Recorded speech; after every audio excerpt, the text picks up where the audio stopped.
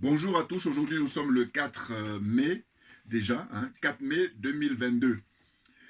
C'est une très très bonne nouvelle qui est tombée depuis 48 heures, c'est-à-dire depuis le 2 mai. Et je vais vous montrer une vidéo avant de faire mon commentaire. hein. Comme d'habitude, c'est excellent ce qui se passe actuellement au Mali. 4500 militaires français sont actuellement stationnés dans le Sahel-Sahara. Ils seront bientôt 4720 au Mali, au Burkina Faso, au Niger et au Tchad. Mais ils ne sont pas les seuls. Il y en a 1450 autres positionnés à Djibouti, 900 en Côte d'Ivoire, 350 au Sénégal et 350 au Gabon, soit un effectif total de près de 8000 hommes qui quadrillent le continent de Djibouti à Dakar en passant par Abidjan et Libreville. La France s'impose visiblement comme gendarme de l'Afrique. Dans le Sahel, elle parle de lutte antiterroriste. Ok, mais à Djibouti alors? Et les éléments français au Sénégal? Et les militaires français au Gabon? Que font tous ces soldats français en Afrique? Et pourquoi malgré leur présence et leur artillerie, l'insécurité persiste dans certaines régions où ils sont présents?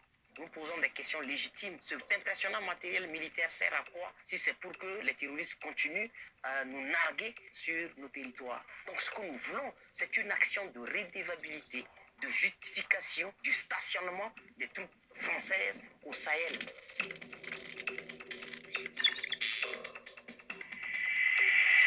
En 2013, la France entrait en guerre au Mali. La situation créée par l'occupation d'un territoire, le Nord Mali, par des groupes terroristes est insupportable, inadmissible, inacceptable. Au départ, l'objectif de la France était simple. Stopper les groupes armés qui contrôlaient déjà le nord et les empêcher de prendre aussi le sud et la capitale, Bamako. Ensuite, aider les pays ouest-africains à lutter contre le terrorisme. Vu que la situation s'était déjà compliquée avec la chute du guide libyen Muammar Kadhafi, dans laquelle était impliquée la même France. Officiellement, c'était donc une mission antiterroriste. Mais ce que la France ne dit pas, c'est que c'était aussi et surtout pour protéger ses intérêts économiques et stratégiques. Comme c'est souvent le cas dans des pays comme le Gabon, le Sénégal ou Djibouti, où elle est présente depuis des décennies alors qu'il n'y a pas de terrorisme. Quand elle est intervenue avec l'opération précédente Serval au Mali en 2013, il y a un des généraux de l'armée française, le général Desportes, qui expliquait que selon lui, c'était une intervention tout à fait classique dans la mesure où il s'agissait de défendre des intérêts, notamment les intérêts uranifères au Niger voisin, où des prises d'otages avaient eu lieu par les groupes djihadistes implantés au Mali, et donc ça perturbait des intérêts importants, et ces intérêts risquaient également d'être menacés dans d'autres zones si les prises d'otages se poursuivaient. Et des intérêts, les entreprises françaises en ont beaucoup sur le continent. Parmi les plus importantes et les plus connues, le groupe nucléaire Areva, devenu Orano et qui exploite l'uranium, un minerai qui représente 70% des exportations du Niger. Autre exemple, Total, qui lui tire plus de 30% de sa production pétrolière de l'Afrique. Sans oublier Bolloré, dont la filiale Bolloré Africa Logistics est le leader du transport et de la logistique en Afrique. On y ajouterait également des sociétés comme EDF, Castel, CFAO, BNP, Société Générale, Lafarge, la compagnie fruitière, etc., etc. Le Conseil français des investisseurs en Afrique estime la présence française à environ 1000 établissements et 80 000 collaborateurs, pour un chiffre d'affaires de 40 milliards d'euros. Des intérêts non négligeables, puisqu'ils représentaient en 2011 17% des exportations françaises. Et comme le soulignait clairement le rapport du Sénat français en 2013, l'Afrique est notre avenir. Un avenir possible grâce aux grandes entreprises comme Total, ancienne Elf, qui existent depuis l'époque coloniale. Et pour leur garantir la sécurité dans une région souvent instable, eh bien Paris a trouvé une bonne parade. L'armée française a conservé des hommes en Afrique depuis les indépendances pour sauvegarder ses intérêts, qui sont de plusieurs ordres, des intérêts parfois stratégiques, quand il s'agissait notamment de sécuriser l'approvisionnement en pétrole ou en uranium. Avec une dizaine de bases militaires et plusieurs points d'appui sur le continent, la France demeure ainsi le gendarme de l'Afrique. En 30 ans, elle y a mené une cinquantaine d'opérations militaires. De la Centrafrique au Mali, en passant par la Côte d'Ivoire et la Libye, elle dit vouloir rétablir la démocratie, chasser les djihadistes et maintenir la paix avec souvent l'aval des Nations Unies. C'est ce que Raphaël Granvaux appelle l'intérêt de puissance. Il s'agit pour la France de garder son rang comme des hommes politiques, c'est-à-dire de justifier l'attribution d'un poste permanent au Conseil de sécurité des Nations Unies. Et pour mériter le maintien de ce poste, eh bien, il faut que la France soit capable, selon elle, de continuer à mener une politique expéditionnaire et intervenir dans sa sphère d'influence pour maintenir l'ordre. Et tout cela, évidemment, a un coût. Bon, je vais m'arrêter là. L'armée française dépense plus de 100 000 euros par soldat déployé chaque année. Voilà, plus de 100 000 euros par soldat déployé. Vous vous rendez compte des VAT en guerre? Et puis cet argent-là, on aurait pu le mettre pour éduquer les gens, voilà, alors qu'ils en ont énormément besoin. Donc bonjour à tous, hein. Je disais que je me surnomme Djoubian, c'est mon surnom sur le net. Et donc je me veux être spécialiste de la France de manière accessoire. Hein, donc je suis accessoirement spécialiste de la France. Et puis je me définis aussi comme étant un panafricain très convaincu. La nouvelle est tombée, en fait, la déclaration a été faite d'une part, le Premier ministre, Choguel Maïga, Premier ministre du Mali, et puis d'autre part, c'est le porte-parole du gouvernement, hein, le colonel euh, euh, Maïga, je crois, si je ne me trompe pas au niveau de son nom, Aboulaye Maïga, si je ne me trompe pas, hein. J'espère que je ne me trompe pas parce qu'en fait c'est comment dire un très proche de mon ami et frère là, panafricain qui est au Mali actuellement et c'est très très intéressant parce qu'il m'a expliqué qu'il y a une grosse demande au niveau des t-shirts hein, avec le logo là, hein. La zone CFA, la zone des aliénés, la zone des complexés et la zone des corrompus. Et puis j'ai ajouté accessoirement, c'est pas marqué, mais c'est moi qui ai ajouté ça comme ça, la zone des jaloux. Et je rappelle toujours qu'on peut s'en sortir, évidemment. Et tel est mon combat, hein, parce que je suis convaincu qu'on peut s'en sortir pourvu qu'on le veuille. Et c'est une volonté politique d'abord. Et ensuite, volonté de chacun de nous, tout naturellement, tout naturellement. En fait, c'est crescendo. Et c'est pour ça que je dis que les autorités maliennes, ils sont très sérieux voilà, dans ce qu'ils font. Ce ne sont pas des farfelus, ce ne sont pas des pieds nickelés, c'est vraiment des professionnels. Hein, ce sont des, j'allais dire, des enfants et petits-enfants de Modibo Keïta, tout naturellement. J'ai pris quelques notes, hein, je lirai tout à l'heure. Pour l'instant, je fais d'abord mon commentaire, puis après, je vais poursuivre. Donc, je disais que il y a une très bonne combinaison. Et d'ailleurs, quand je parlais avec le frère, là, je lui disais qu'en fait, ce sont des hommes providentiels au Mali. Que ce soit les 5 colonels, et puis le Premier ministre Choguel Maïga, et puis aussi le ministre des Affaires étrangères. Bon, ce sont des hommes providentiels, on peut le dire. Et puis d'ailleurs, j'en profite pour ne pas oublier, pour défendre à nouveau le Premier ministre Choguel Maïga. Pourquoi? Mais parce que souvent, quand on écoute les commentateurs, dans surtout en Côte d'Ivoire par exemple, ou dans d'autres pays francophones, là, zone CFA, là, ils vont le critiquer, ils vont le tourner en dérision, enfin ils vont le, comment dire, discréditer, en disant que voilà, quand il y a eu les élections, ce monsieur n'a pas remporté un grand suffrage des électeurs. En réalité, ils ne sont pas sérieux, ils sont malhonnêtes intellectuellement. Pourquoi? Mais en fait, pour dire ça, encore faut-il qu'il y ait de la transparence lors des élections, ce qui n'est pas le cas. Voilà. Oui, moi j'accorde du crédit quand il y a de la transparence. Et même quand c'est comme ça, le gagnant, on le félicite parce qu'il a gagné régulièrement. Ce n'est pas le cas de tous les dirigeants là, de cette zone-là. Pratiquement tous. Peut-être à 99%, on va dire. Voilà.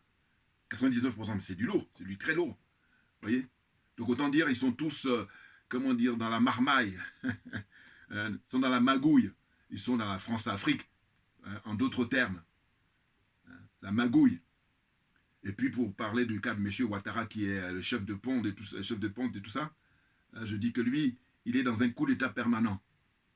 Il n'est pas le seul, naturellement, parce qu'avant lui, il y a eu il y a Singbe, père et fils, il y a eu Bongo, père et fils, la liste est longue, vous voyez. Donc, coup d'état permanent. Et donc, ils ne peuvent pas donner des leçons au Mali. Au contraire, c'est les dirigeants maliens qui doivent donner des leçons. Et il ne faudrait pas qu'ils se gênent. Parce que je dis, ils sont gentils de parler de rester 2 ans. Non, vous allez y rester le temps qu'il faudra. C'est-à-dire qu'il faut que le peuple malien en a marre de vous. Voilà. Et là, pour l'instant, le peuple malien demande à ce que vous fassiez le travail. Le travail, ça va être de sécuriser tout le pays, de bouter d'abord dehors les militaires français. Ça a été déjà officialisé là. Voilà, hein, c'est fini maintenant. Il n'y a plus de temps à perdre. On n'a pas le temps à perdre. Nous n'avons pas le temps à perdre à Assimi Goïta. Et c'est clair. Mais oui. Hein. Circuler, il n'y a plus rien à voir. Et puis le mieux, c'est de dire que si vous étiez, comment dire, des gens courageux, des gens honnêtes, hein, et bien vous seriez allés en Ukraine pour aider là-bas les Ukrainiens, dont certains commentateurs en France disent qu'ils ont la même peau que vous. Voilà.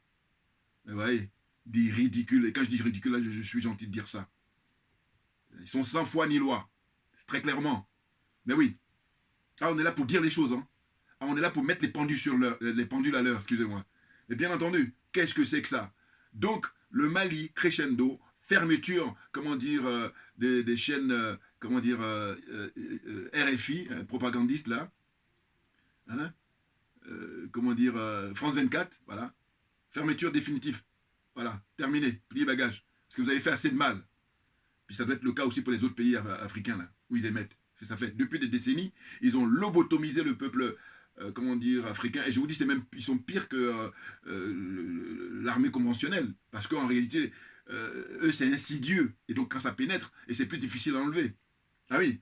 Alors que l'armée conventionnelle, on le voit, et puis c'est beaucoup plus direct et c'est clair. Voilà. Voilà. Donc, c'est pour ça qu'il faut que tous les pays africains francophones prennent exemple sur le Mali. Ah bah oui, plus que jamais. C'est clair. Voilà. Donc, ce que j'allais dire, c'est que, quand je dis crescendo, c'est que expulsion aussi de l'ambassadeur. Et puis, il faut fermer aussi, comment on appelle, rupture diplomatique. Ça existe, ça. Eh oui. Parce que, moi, j'essaie d'être, comment dire, je dis du bon sens. Il y a eu des ruptures diplomatiques qui ont été faites dans les différents pays. C'est quelque chose qui existe. C'est pas comme si c'était quelque chose de lunaire ou extraordinaire. Non. Hein?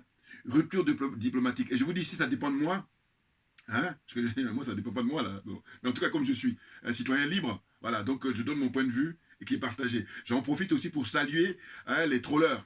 Je les oublie plus, là. Ah oui, oui, oui. Non, parce que j'ai dit, il n'y a rien de pire que l'indifférence. Et comme ils ne sont pas indifférents à mes vidéos, c'est la raison pour laquelle je tiens à les saluer. Voilà. Parce que ne serait-ce que le fait de m'apporter des commentaires, ben c'est du bonus. Pourquoi? Parce que ils peuvent vous regarder simplement. Bon, peut-être que j'ai envie de leur demander, parce que j'y pensais là. Je dis, je peux peut-être leur demander de partager. Si vous pouvez partager mes vidéos. Voilà, c'est le petit service que je pourrais vous demander. Voilà. Mais autrement, déjà le fait de regarder, et puis en plus de m'apporter des commentaires, je vous dis merci. Voilà, les trollers.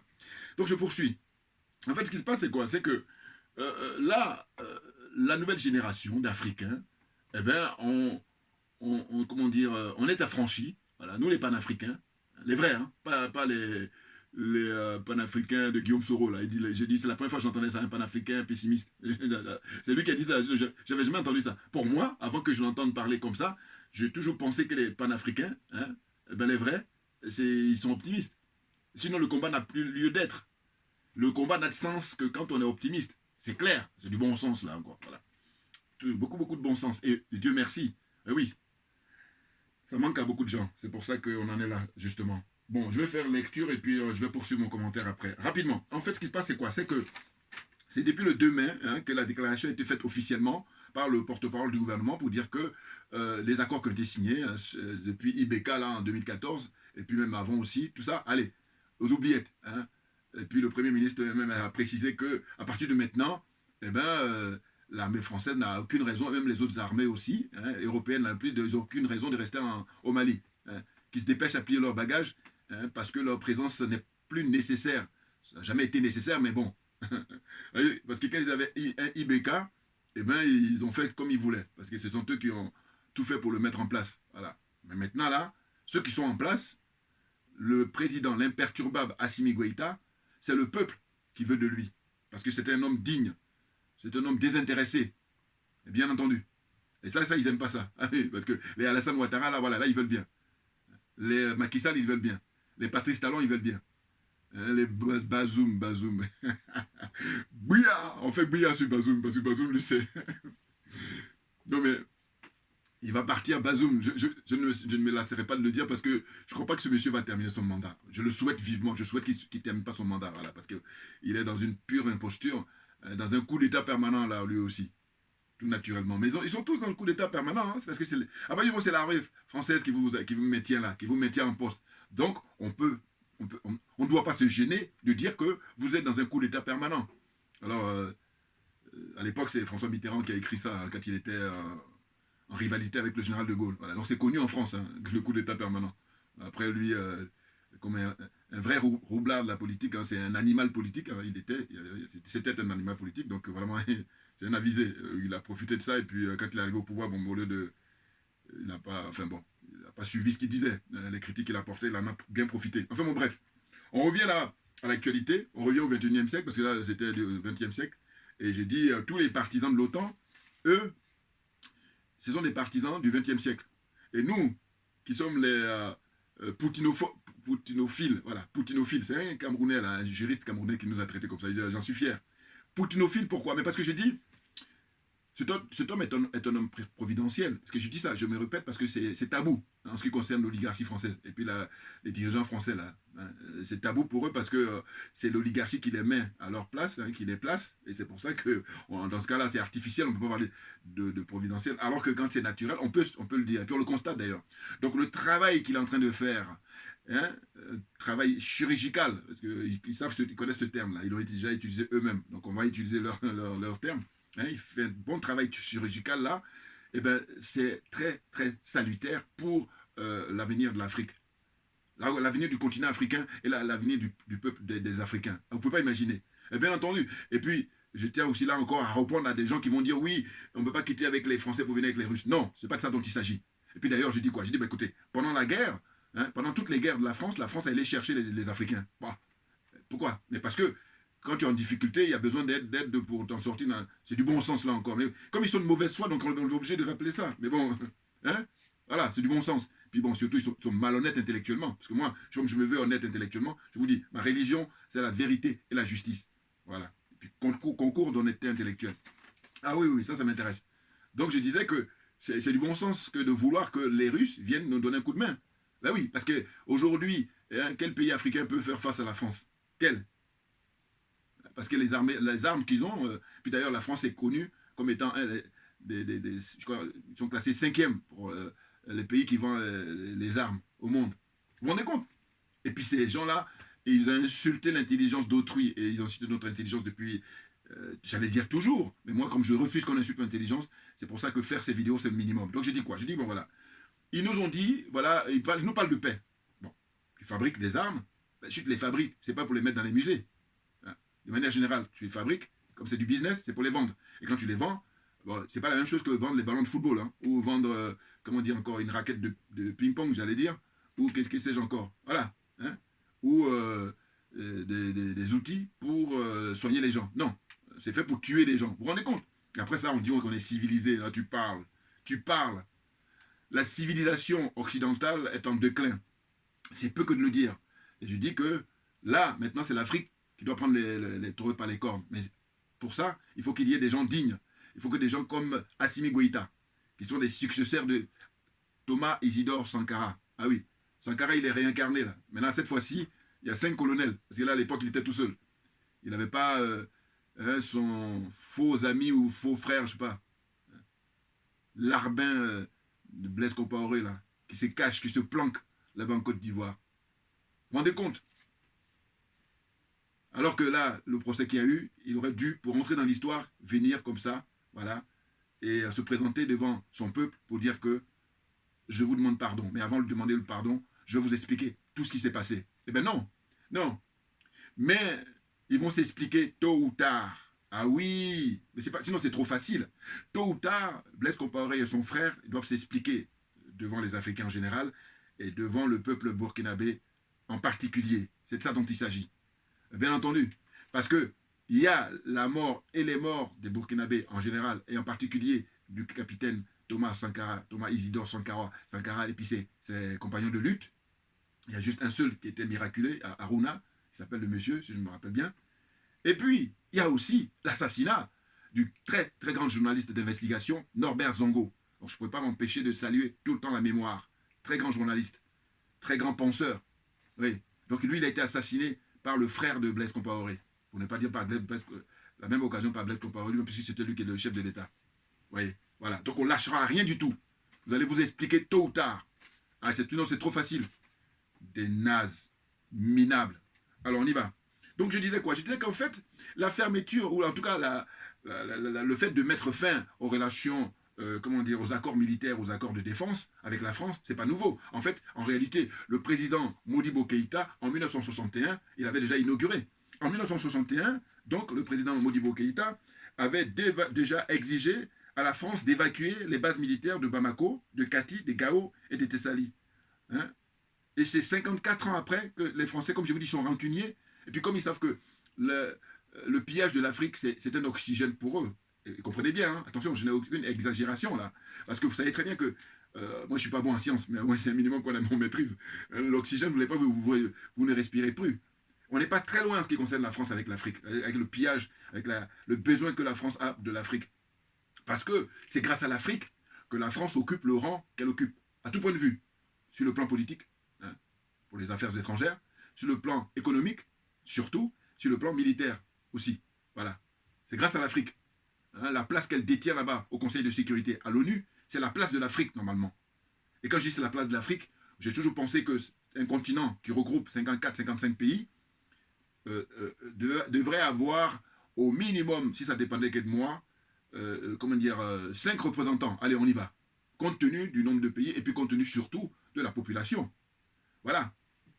Parce que l'Afrique, quand vous regardez les 193 pays qui siègent, comment on appelle ça, à l'ONU, eh bien, l'Afrique, je crois, représente, je sais pas, peut-être 30% ou en tout cas 19%. Voilà, d'un truc comme ça. En tout cas, c'est très très important, hein, la part de l'Afrique en tant que pays, la proportion, enfin, vous comprenez ce que je veux dire, hein, le nombre de pays qui composent, voilà, le nombre de pays africains qui composent, voilà, cette escroquerie-là, qui a été créée après la Seconde Guerre, hein, sachant qu'auparavant, ils appelaient la Société des Nations. Mais tout ça, c'est au bénéfice des Occidentaux. Maintenant, on s'en est rendu compte. Et puis, ce qui est intéressant, c'est justement le travail que fait M. Vladimir Poutine. Ça permet justement qu'il y ait une nouvelle configuration, ou une reconfiguration, hein, de la géopolitique mondiale, la géostratégie et tout ça. Ah oui, oui. Lui, je dis ce qu'il est en train de faire, il est en train de mettre à l'heure, parce que l'horloge n'est plus à l'heure. Hein, l'heure est bloquée au XXe siècle.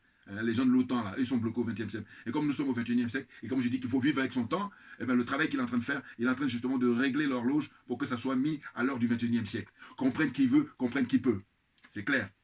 Donc, je disais que le président Modibo Keïta, eh bien là, sa mémoire est respectée parce que ce sont ses enfants et petits-enfants qui sont en train de faire le travail, finir le travail, c'est-à-dire expulser les Français maintenant définitivement. En tout cas, ce qui concerne l'armée française. Voilà, c'est surtout ça. Et moi, j'ai toujours dit, je dis que, en fait, c'est vrai qu'on a mis en avant le combat pour le franc CFA, mais en réalité, ce qu'il faut en préalable, c'est les bases militaires. Et bien entendu, je l'ai dit, regardez mes vieilles vidéos, mes anciennes vidéos, vous allez voir que, voilà, je suis dans une espèce de continuité, je suis dans une espèce de cohérence. Parce que j'ai toujours pensé, j'ai dit, mais écoutez, quand vous leur parlez de démanteler le franc CFA, ils vont vous faire de tous les tours de manège, c'est-à-dire vous prendre dans tous les sens. Que ce soit les Français eux-mêmes, et puis leur larbin africain, hein, les nègres de maison, là, ils vont avoir le culot, là, tellement ils sont aliénés, tellement ils sont complexés, tellement ils sont corrompus, de pouvoir défendre l'indéfendable. Vous comprenez? Voilà. Or, les bases militaires, il n'y a pas de discussion possible. La preuve en est en train d'apporter là, au Mali, hein. Ils font leur demande, ils disent voilà, en plus le Premier ministre, en tant que quelqu'un d'avisé, quelqu'un d'averti, hein, un des vieux de la vie et de la politique, il dit on a étudié tous les cas de figure juridiques. Et là, maintenant, la France, le moment est venu où elle ne peut pas trouver d'argument, il faut partir. Et donc, le délai, c'est à ce jour, maintenant, ils disent entre 4 et 6 mois. Bon. Vous souhaitez qu'ils respectent ça, parce qu'ils sont 100 fois ni loi, donc vous comprenez. Mais de toute façon, la population, étant donné que le peuple malien est gonflé à bloc, s'ils ne respectent pas les 4 à 6 mois maximum, eh ben ils vont partir, parce que là, c'est comme on appelle de gré ou de force. Voilà, c'est le peuple qui va descendre pour leur dire maintenant, vous partez. On a été assez patients. Hein, et d'ailleurs, ils devraient partir, puisque quand tu écoutes les discours là, de Macron et compagnie, eh ben, tantôt il dit, bon, on va partir, puis non, retenez-moi. Personne ne te retient, vas-y, dégage. Hein, ben oui, non, mais parce que là, plus que jamais, on a besoin de toi là-bas, on a besoin des soldats français, comment dire, en Ukraine. Et pourquoi vous n'y allez pas? Donc fermez-la. Hein. Comme la honte, c'est pas leur truc, ils n'ont pas honte. Hein. Non, ils n'ont pas de problème avec ça. N'importe quoi. Je vous dis, ces gens-là, ils ont l'apparence d'êtres humains, ce ne sont pas des êtres humains. Tout ce qui brille n'est pas de l'or. Voilà, on continue. Donc, ce que je tenais à rappeler, pour lui rendre hommage aussi, c'était à Aminata Traoré, cette grande dame. Bon, mais cela dit, je dis qu'aujourd'hui, heureusement qu'il y a quelqu'un comme Amina Fofana. Nuance. Aminata Traoré, c'est la grande dame intellectuelle, voilà, qui est très connue ici, dans le milieu des altermondialistes. Mais pourquoi je rappelle là, c'est que en fait, ça m'avait marqué, ça m'avait choqué même à l'époque. Quand en 2013, on lui avait refusé le visa, tout simplement parce qu'elle était hostile à l'intervention militaire française au Mali dès 2012. Vous vous rendez compte? Alors que c'est quelqu'un dont on ne peut pas soupçonner d'être révolutionnaire. Non, peut-être révolution dans l'intellect, c'est pas rien, c'est même énorme. Mais bon, cela dit, bon, elle n'est pas connue pour... Mais malgré ça, c'est ce que je vous dis, eux, ils sont sans pitié, non, pour leurs intérêts. Eux, ils sont là, je vous dis, le négro, ils te considèrent comme s'ils sont gentils, hein, un handicapé lourd, et s'ils ne sont pas de bonne humeur, s'ils sont dans leur truc habituel, je veux dire, tu dois rester, comment dire, esclave jusqu'à la fin de tes jours. Voilà. Et je dis, tous les jours qui passent, ils me donnent de l'eau à mon moulin, c'est-à-dire qu'ils me confirment hein, tout ce que je donne comme critique, là, ils apportent les preuves. Hein, donc, je suis tranquille là-dessus. Voilà. Donc, hein, en lui refusant le visa, alors qu'elle avait fait une demande de visa, je me souviens toujours, c'était pour aller à Berlin. Elle avait fait Bamako, Berlin. Et dit non, ils sont intervenus auprès des Allemands, ils ont bloqué. Et puis c'est quelques années après qu'elle a pu obtenir le visa pour rentrer. Et là, je me suis dit, toujours, parce que je l'ai croisée déjà, cette dame, avec qui j'ai eu même un entretien pendant 10 minutes, 5-10 minutes à peu près. Très chaleureuse, très humaine. Bon. Mais je dis, si jamais je la croise un de ces quatre, je vais lui demander qui est-ce qui a permis que vous puissiez obtenir le visa à nouveau pour rentrer en France. Voilà, ça m'intéresse. Bon, enfin bref, je ferme. Maintenant, je dis, aujourd'hui, celle qui est en phase avec nos revendications, avec surtout les revendications du peuple malien et comment on appelle ça, de la jeunesse malienne, la jeunesse africaine, c'est Amina Fofana, la grande dame. Voilà. Il y a différentes grandes dames là. Je dis c'est des tigresses ou c'est des lionnes. Ça rigole pas, hein, parce qu'on n'a pas le temps, c'est clair.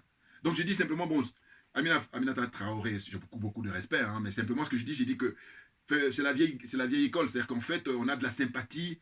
Et donc, du coup, bon, il y a un certain degré bon, je peux pas parler mais en tout cas, un petit degré peut-être. Il y en a quand même. Mais en tout cas, ce qui est sûr, c'est que je dis, faites toujours penser à Gbagbo. C'est des gens, eh ben, malgré ce qu'on peut leur faire subir, eh ben, ils vont quand même garder une certaine... Je dis, non, il faut arrêter, on n'est pas maso. En tout cas, la nouvelle génération n'est pas maso. Voilà.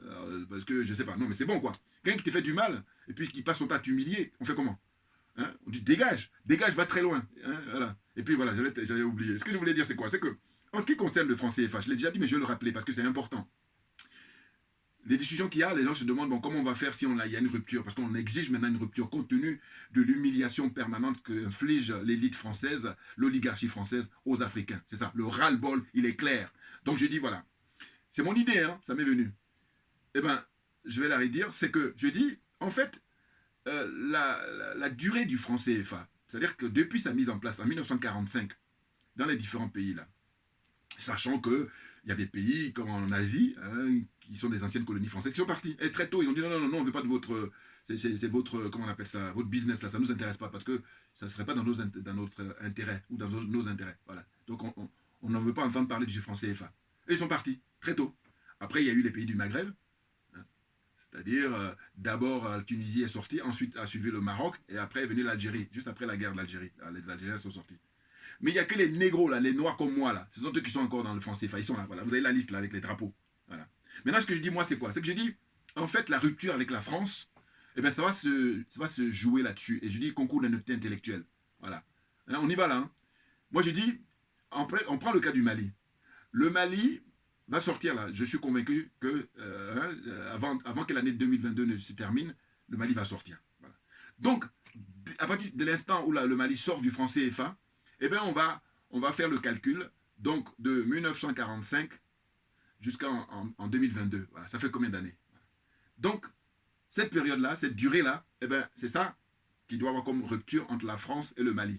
Et ce serait pareil pour les autres pays. C'est-à-dire que si le Mali, on va dire 2022, et puis la République centrafricaine 2023, par exemple, alors qu'il aurait pu le faire très vite, hein, mais bon, chacun a son rythme. Bon, je vous dis, le président Touadéra, il est très bizarre. Bon, mais quand même, il fait quand même, parce que si on fait des concours, il est quand même en avance par rapport à beaucoup. Hein, alors là, c'est clair. Mais simplement, lui, on a eu les preuves que les bignolos ou les guignolos, je ne sais pas qui encore là, ils sont là pour chercher à l'éliminer. Donc on a les preuves. Alors là, à un moment donné, là, il ne faut plus discuter là. Hein, voilà, dégager. Fait partie très vite. Et puis, les ruptures totales. Voilà. Donc, si vous suivez mon raisonnement, de 1945, hein, décembre 1945 jusqu'en 2023, pour... comment dire, en République centrafricaine, alors que ça peut se faire aussi, hein, peut-être que même, on peut avoir une surprise. Alors là, nous, on est en attente de ça, nous les panafricains. Voilà. Que la République centrafricaine soit dans un concours comme ça avec le Mali, pour qui c'est qui sort le plus tôt, comment dire, du franc CFA. Voilà. Et puis pour ne pas oublier, je vous dis comme je parle comme ça au film, même si j'ai pris des notes, les notes c'est un peu succinct. C'est un petit résumé, c'est pas, voilà. Donc, je ne peux pas oublier, c'est le cas du Cameroun, avec Paul Biya. Voilà. En fait, souvent, je rappelle que, pour moi, je dis bravo, je dis félicitations, tous mes encouragements, vraiment total respect au PDG de Afrique Média. Et puis aussi, mes amitiés à tous les intervenants, techniciens, tous ceux qui travaillent pour Afrique Média. Parce qu'on est dans l'excellence pour essayer d'éveiller les consciences, pour éclairer le peuple africain. Avec, en fait, Afrique Média, selon moi, ils sont en train de faire un nettoyage de la saleté qu'a mis RFI pendant des décennies et France 24 aussi. Et puis TV5 Monde et tout ça. Les médias français en général, si vous voulez. Mais ceux qui sont vraiment là, comment on appelle ça, les mercenaires, voilà. Ce sont les mercenaires. Parce que vous savez, dans la France-Afrique, je vous dis toujours qu'il y a la branche politique, vous avez la branche militaire, et puis vous avez la branche culturelle, voilà. Médiatique. Bon, ben la branche médiatique, là, ce sont des mercenaires. Hein, et en plus, c'était très clair, parce qu'ils dépendent du ministère des Affaires étrangères. Donc tout est dit. Parce qu'en France, les autres radios, vous avez Europe 1, vous avez RTL, vous avez France Inter même, hein, qui est encore tout le reste là. Et bien eux, ils défendent du ministère de la Culture, le ministère de la Culture qui est leur tutelle. Alors que RFI, France 24 et TV5 Monde là, eux, c'est le ministère des Affaires étrangères. Hein, Jean-Yves Le Drian là, celui qui est actuellement homme d'affaires. Bon, là encore, c'est pas original parce qu'il n'est pas le seul. Bon. Mais franc-maçon, par contre, il a un niveau très élevé, hein, Jean-Yves Le Drian. Bon, donc ça rigole pas. C'est les parrains de M. Macron. Bon. Donc au fond, c'est de dire que là, c'est intéressant de pouvoir observer ça. Moi, je ne vous cache pas que c'est il y a 2 ans où, voilà, il n'y a pas longtemps là, que j'ai su ça parce que je suis allé visiter la maison de la radio, voilà, à Paris, dans le 16e. Et c'est là, j'ai échangé avec les gens et puis c'est une des personnes là qui nous faisait visiter qui me l'a dit. Et là, je dis, ah oui, d'accord. Parce que je ne faisais pas trop attention à ça. Même beaucoup de gens ne le savent même pas. Il y en a qui l'ont appris aussi. Voilà, donc il vaut mieux le reconnaître. Hein, voilà. Ceux qui le savaient déjà, tant mieux. Mais voilà. Et là, je dis, ah waouh. Parce que, justement, moi, comme je suis très curieux, je posais des questions. Non. Il m'a dit, auparavant, oui, ça dépendait du ministère de la Culture. Mais après, c'était détaché. Ils étaient maintenant mis sous la tutelle du ministère des Affaires étrangères. Donc, autant dire que c'est vraiment des mercenaires. Ah ben oui, ils sont au service, hein, là, pour la branche médiatique, la branche culturelle, hein, pour, comment dire, lobotomiser l'esprit des Africains. On a compris. Maintenant, on n'a plus de temps à perdre. Assimi Goïta. On trace là. Ah oui. Non, vous ne savez pas le bonheur que c'est. Hein, pour assister comme ça. C'est historique. Hein. Ah oui. Je vous parle de 1961. Moi, je n'étais même pas encore né. Quand Modibo Keïta demandait aux militaires français à les dégager. Parce que je suis un pays indépendant, si on me le dit, je le revendique. Et puis également un pays souverain. Donc c'est à ce titre-là que je vous demande de partir. Et quand il dit ça, mais il n'y a rien de plus banal. Puisque les Français, c'est ce qu'ils ont fait aux Américains. Ils ont demandé aux Américains. Et les Américains ont plié bagages après la Seconde Guerre. Donc eux, par contre, comme ils ne nous considèrent pas, comme ils ne considèrent pas les Africains, donc ils sont là pour vouloir faire la pluie et le beau temps et continuer, hein, j'allais dire, jour après jour, mois après mois, semaine après semaine, année après année, décennie après décennie, et puis siècle après siècle. Voilà, c'est pour ça que je parle d'éternité. Alors que tout ça, c'est terminé. Ils sont venus pour dire, bon voilà, la nouvelle génération, plus de complexe, plus d'aliénation, plus de corruption. Les choses sont claires. Donc dégagez. Puis on n'a plus de temps à perdre. On continue. Donc je disais que les autorités maliennes n'ont jamais demandé une intervention au sol. Là, il faut le savoir. Ah oui, même sur IBK, là, ils ont simplement dit, bon écoutez, donnez-nous les moyens, et puis on va combattre les djihadistes. Sauf que la France, justement, comme elle est chez elle, hein, ah oui, c'est clair. Hein, le franc CFA, là, c'est imprimé ici. Les militaires français. Le nombre de militaires français. Vous avez vu tout à l'heure, là. Alors, j'allais oublier. Ce jeune homme-là, vraiment beaucoup de respect, hein, beaucoup de considération, parce qu'il est très intelligent, il est très brillant dans ce qu'il fait. Hein, c'est vraiment nickel, il n'y a rien à dire. Donc, total respect.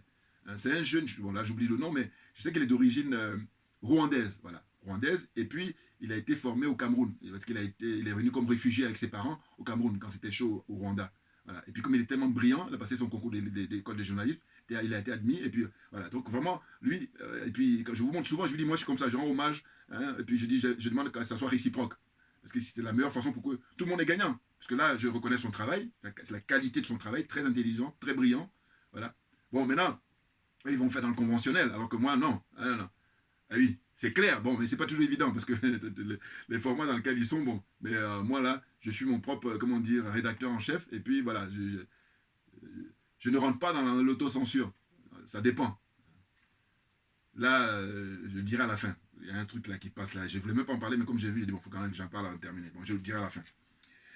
Donc, en fait, pour poursuivre, je dirais que les autorités maliennes n'ont jamais demandé une intervention au sol, c'est clair. Hein. Eux, ils ont dit, c'est-à-dire, ils ne voulaient pas du tout les militaires au sol. Voilà. Ils disent qu'ils nous donnent, mais plutôt des équipements et de l'assistance logistique. Voilà. Hein. Ils veulent les moyens pour pouvoir eux-mêmes aller affronter les djihadistes. Mais les Français disent non, non, non, nous on va venir sur place.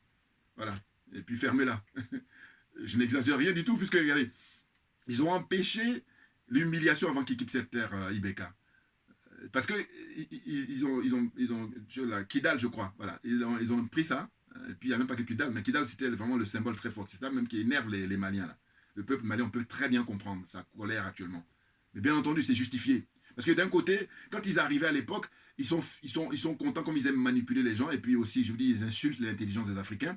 C'est que dans leurs médias, dans les médias français, on entend souvent dire, oui, il y a même des familles où ils ont donné le nom de François Hollande. Voilà, ils étaient tellement contents de la libération. Tu parles de libération. Voilà. Maintenant, j'ai dit, bon, d'accord, admettons. Mais comment ça se fait qu'en 2012, 2013 ou 2014, il y a eu ça? Et puis maintenant, là, quand on est en 2020, 2021, 2022, on dit, bon, voilà, on en a ras-le-bol, plié bagage, mais si vous étiez des gens honnêtes, si vous étiez des humains, vous pliez bagage. Oh là, non. C'est ça qui ne va pas. Ben oui, c'est d'une chose l'une.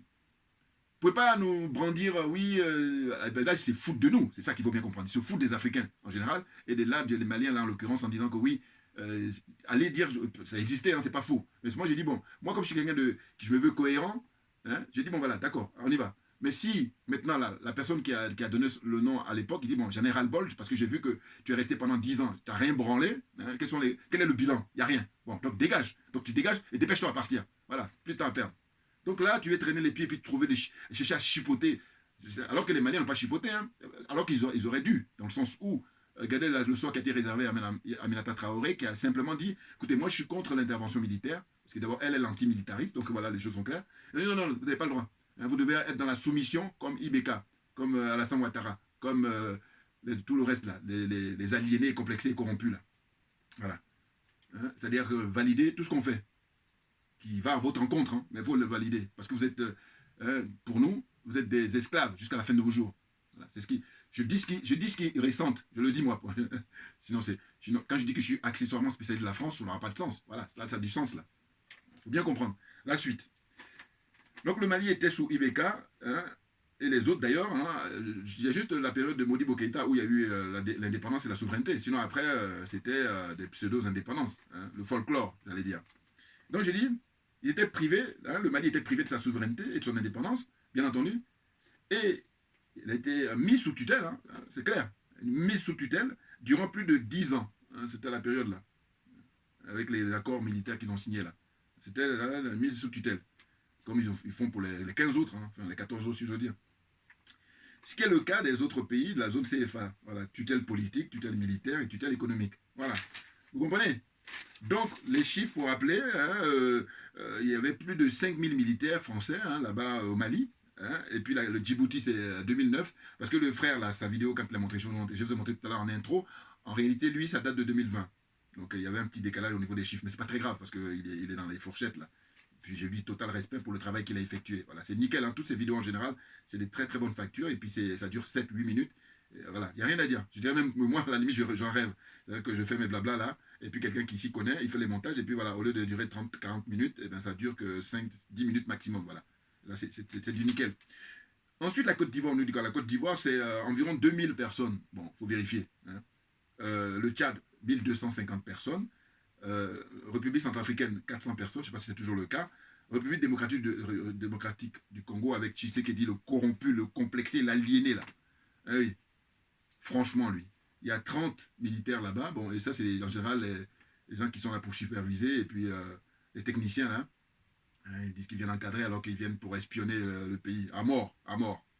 Voilà, n'importe quoi.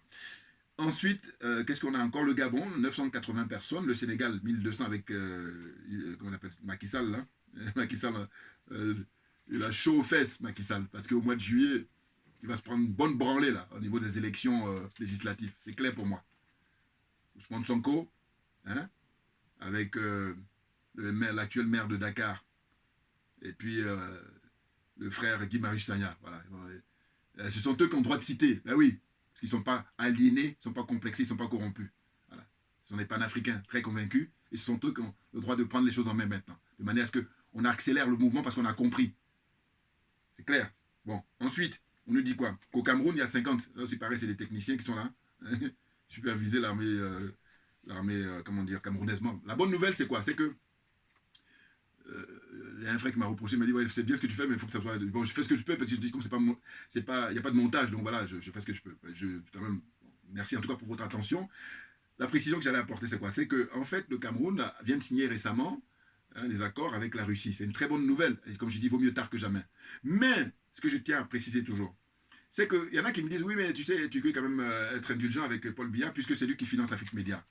Il est hors de question. Je me répète encore, il est hors de question. Simplement pourquoi? Parce que je dis que Paul Biya, l'argent qu'il donne pour Afrique Média, c'est de l'argent des Camerounais, c'est l'argent des Africains. C'est notre argent en tant qu'Africains, et c'est l'argent en particulier des Camerounais. Voilà, c'est de l'argent public. Alors, sinon, il sort d'où son argent, Paul Biya? Voilà. Pareil d'ailleurs pour tous ceux qui sont ses homologues là. Où est-ce qu'ils sortent leur argent? Voilà. Donc, j'enfonce le clou, et qu'est-ce que je dis par la suite? J'ai dit, mais attendez, pourquoi Paul Biya ne sort pas du franc CFA? Voilà, par exemple.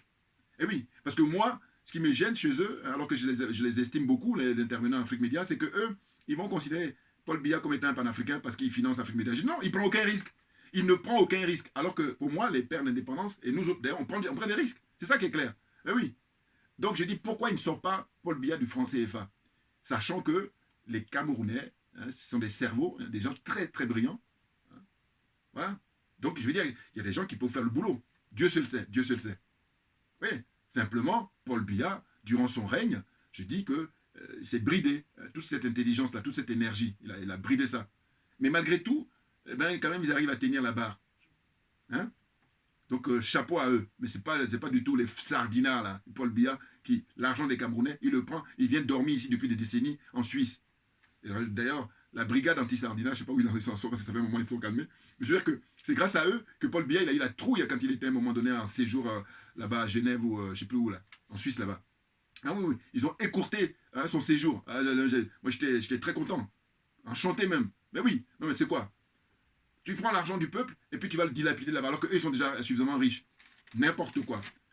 Quelqu'un de digne, tu restes dans ton pays et puis tu passes tes vacances dans ton pays. Dieu seul sait si il y a des endroits magnifiques au Cameroun. Moi, j'ai jamais été, mais on regarde, et puis ceux qui ont été aussi. Ceux qui connaissent le Cameroun, ils disent souvent que le Cameroun, c'est une espèce de, comment dire, condensé de toute l'Afrique. Mais c'est énorme. On ne retrouve pas ça partout dans tous les pays africains. Hein? Surtout qu'il y a des pays beaucoup plus grands, beaucoup plus vastes que le Cameroun, mais c'est pas. Donc, par rapport à sa superficie, et puis la diversité de sa population, diversité de sa végétation, tout ça, les gens disent que c'est un condensé de toute l'Afrique. Donc c'est énorme, c'est énorme. Et là, on a un Paul Biya qui est plus de 40 ans au pouvoir, et puis là, sous prétexte qu'il finance Afrique Média, il faut considérer comme... non, je suis désolé. Pour être considéré comme un panafricain, d'abord, je dis toujours que il faut être désintéressé, d'une part, et puis d'autre part, ben, ça va ensemble. Hein. C'est-à-dire que tu dois te soucier de le niveau de vie de ta population, de ton peuple. Voilà. Hein. Que les gens soient bien, un bien-être. Qui fassent qu'ils n'ont même pas besoin de partir du pays. Ceux qui partent, c'est pour aller passer des vacances et puis voilà, aller du tourisme, c'est tout. Tout le monde revient au pays. Voilà. Donc je dis, j'espère que là, mes explications sont très claires. Paul Biya, qu'est-ce qui fait qu'il ne sort pas du franc CFA? Voilà. Vous savez très bien, vous ne pouvez pas me répondre. Donc à partir de là, je dis, ferme-la. Avec le œil au frère Mbala. Ferme-la. Je connais très bien. Bon, enfin bon. Donc voilà, je termine là. Cette vidéo-là, c'est vraiment un plaisir parce que le Mali, avec les 5 colonels et puis le Premier ministre Choguel Maïga, ils sont au travail, ils travaillent sérieusement pour le bonheur, pour le plaisir du peuple malien, de la jeunesse malienne, qui en a besoin. Voilà, c'est pour le bien-être des Maliens d'aujourd'hui et surtout pour les générations à venir. Terminer très rapidement cette vidéo, c'est pour parler en fait de quelque chose qui est viral là, où on parle des jeunes femmes africaines, et puis pareil que c'est pas seulement africaines, mais qui sont là-bas dans les pays du Golfe là, où c'est des images mais vraiment macabres. Je ne voulais pas regarder ouvert, je ne veux pas m'intéresser, mais ce que j'ai fait, là il faut que je le dise parce que moi je suis spontané. Il y a une sœur Edo, une sœur ivoirienne qui vit aux États-Unis. J'aime beaucoup regarder ses vidéos de temps en temps parce que je dis, elle me rappelle de par son enthousiasme, et puis voilà, l'ambiance du pays. Voilà. Donc quand je l'écoute, elle me fait rigoler. Bon. Mais je l'ai regardé parce que je me suis dit, avec elle, comme elle est un peu prude, donc elle va pas. Mais non, elle a fait l'erreur, en tout cas, la maladresse, elle monte les fautes. Et du coup, ce que je voulais pas, c'est. Bon, c'est vrai que c'est choquant, hein, mais c'est traumatisant. Maintenant, moi, je dis toujours qu'il faut porter la réflexion un peu plus loin. Voilà. D'une certaine façon, on va dire que c'est un mal pour un bien. Et quand je dis ça, c'est à dessein. C'est-à-dire qu'au fond, j'ai regardé aussi après une jeune sœur, là, je ne sais plus comment elle s'appelle. Moi, je ne suis pas très fort dans les noms, c'est mon défaut, excusez-moi. Hein. Mais en tous les cas, elle fait, elle, des vidéos pour l'entrepreneuriat. Voilà, une jeune Camerounaise, là, très très bien, très brillante. Elle, par contre, c'est impeccable. Parce qu'elle n'a pas montré de photos, elle a expliqué. Vraiment, c'était beaucoup plus pédagogique. Voilà. J'ai beaucoup apprécié. Voilà. Donc, qu'est-ce que je voulais dire, moi, en ce qui me concerne par rapport à ça? Hein, les femmes qui elles se font déféquer dans la bouche. Bon, je m'excuse, hein, j'ai pas envie de le dire parce que, voilà, on en est rendu là. Bon, cela dit, toujours, si on se veut intellectuel, si on se veut dans la réflexion, voilà, c'est ça. Il faut aller sur ce terrain-là. C'est pour pouvoir faire prendre conscience aux gens. En réalité, moi je dis, il y a des victimes, ce sont ces femmes-là, ces jeunes femmes-là, hein, qui par la suite, paraît-il, elles ont des grosses sommes et tout, mais quelle que soit la somme, non, non. La dignité, elle doit être, comment dire, on ne doit pas la perdre. Ah bah oui, sinon on n'est plus des êtres humains. Même les animaux sont dignes. Voilà, vous voyez. Bon. Mais ce que je veux dire, moi, c'est surtout ceux qui font ça, c'est-à-dire que sous prétexte qu'ils ont de l'argent, et d'ailleurs, on voit bien, ceux qui sont en quête d'argent, là, qui sont avides d'argent, les cupides, là, voilà les limites. Voilà les limites. Hein, les capitalistes, là, les néo-capitalistes, tout ce que vous voulez. Voilà. C'est l'argent, voilà. Voilà là, pour moi, c'est pour ça que je dis c'est un bien pour un mal. Enfin, ou un mal pour un bien, du moins. Voilà. Parce que quand on réfléchit, on se dit, mais voilà, l'argent, mais voilà ce que ça donne, parce que les mecs, ils ont tellement d'argent qu'ils ne savent même plus quoi en faire, ils ne savent même plus comment se comporter, ils ont quitté le monde des humains, on est d'accord. Donc je vais poursuivre pour enfoncer le clou là. Je dis quoi? Je dis écoutez. Mais on a affaire à qui? Les gens qui sont à Dubaï, qui sont ressortissants, Koweït, le Moyen-Orient là. C'était, revenez en arrière, 30 ans, 40 ans, 50 ans en arrière, mais c'est des Bédouins. Ah ben oui, non, moi, alors là, j'appelle un chat, c'est des bédouins. C'est-à-dire qu'en fait, on a découvert par la suite du pétrole sous leur sous-sol, et c'est pour ça que, voilà, il faut penser à des gens qui ont gagné au loto.